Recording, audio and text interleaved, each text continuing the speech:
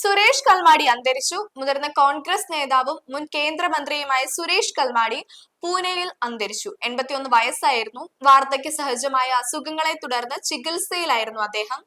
Indian Olympics association president എന്ന നിലയിൽ കായിക രംഗത്ത് അദ്ദേഹം നൽകിയ സംഭാവനകൾ ശ്രദ്ധേയമാണ്. ഇന്ത്യൻ രാഷ്ട്രീയത്തിലും കായികഭരണ രംഗത്തും വലിയ സ്വാധീനം ചെലുത്തിയ ഒരു വ്യക്തിത്വത്തിന്റെ വിയോഗമാണ് ഇന്ന് പുലർച്ചെയുണ്ടായിരിക്കുന്നത്.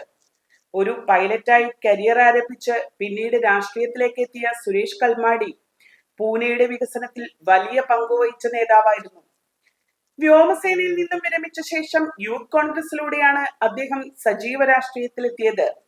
3 തവണ രാജ്യസഭാംഗമായും 3 തവണ ലോകസഭാംഗമായും അദ്ദേഹം പാർലമെന്റിലെത്തി.